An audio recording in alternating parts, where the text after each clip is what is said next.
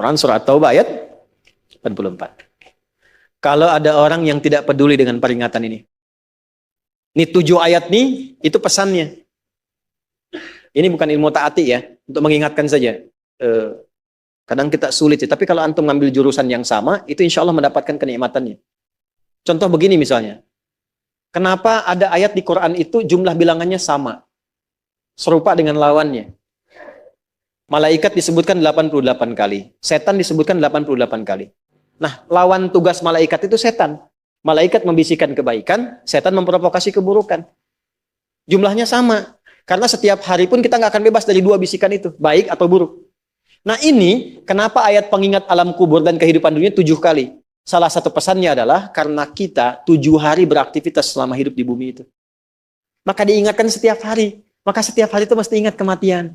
Sebelum tidur istighfar, siap nggak bekalnya, lihat temannya, selamat nggak keluarganya, ya maaf izin maaf sekali, saya berulang kali minta maaf nih, ya berulang kali. Ada seorang suami saleh, istrinya salehah luar biasa.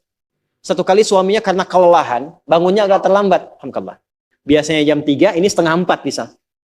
Itu istrinya bangunkan sambil bersenandung. Pak, sayang, cepat bangun Pak. Perjalanan kita masih panjang, sedangkan ajal semakin mendekat. Sedangkan para musafir sudah punya banyak bekal di depan kita, kita mesti nyusul mereka. Bangun Pak.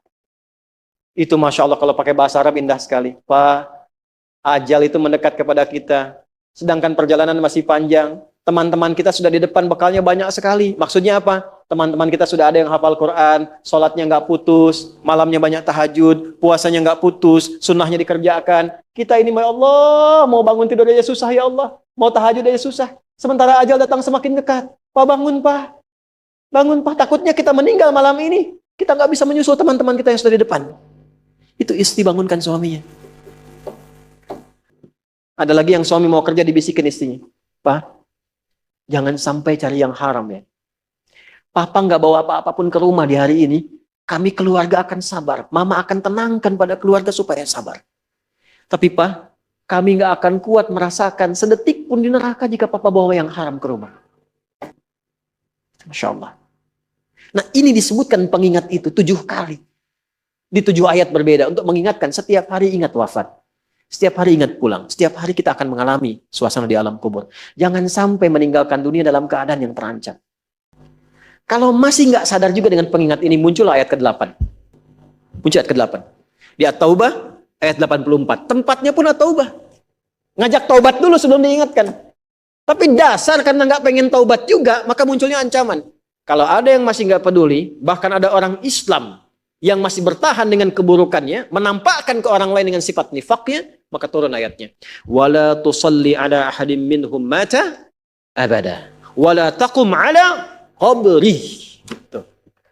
Allahu akbar. Innahum kafaru billahi wa rasuli wa matu wa hum fasiqun. Kalau ada yang masih begitu, dan Anda lihat diingatkan susah, masih menampakkan kemaksiatan, Allah langsung memberikan ancamannya. Kalau dia bertahan demikian sampai dengan wafat, nggak usah disolatkan. Jangan sampai berdiri di depan kuburnya katanya. Kurang apa lagi? Tiap hari diingatkan. 7 kali, 7 hari beraktivitas, 7 kali diingatkan. Diberikan kasih sayang, diarahkan pada yang benar. Ditunggu sampai tobat, tapi masih mengancam.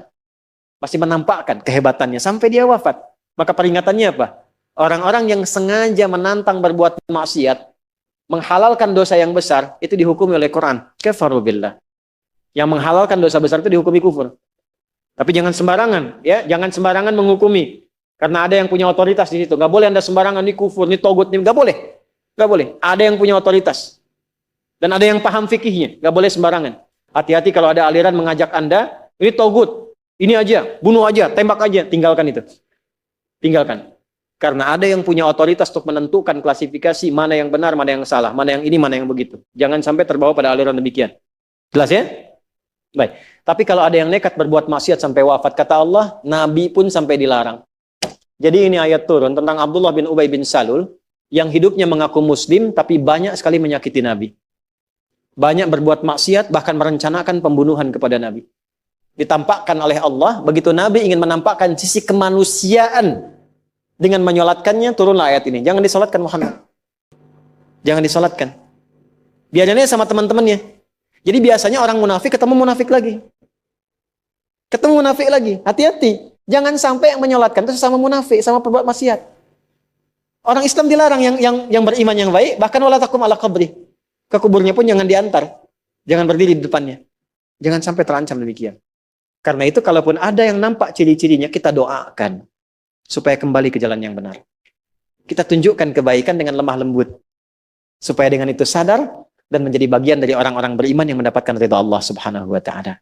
Apalagi kalau itu bagian dari keluarga. Paham?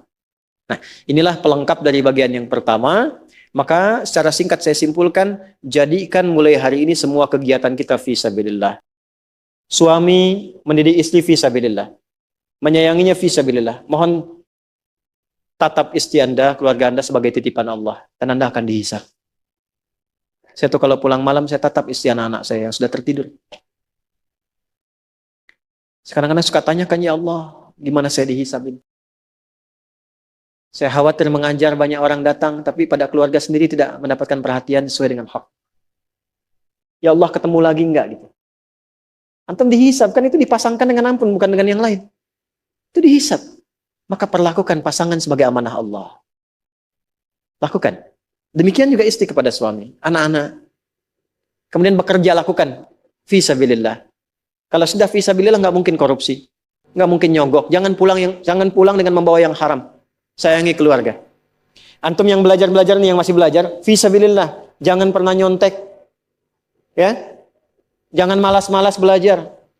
Semangat belajar, bangun bangsa, bangun negeri, lakukan sebagai ibadah kepada Allah Subhanahu wa taala.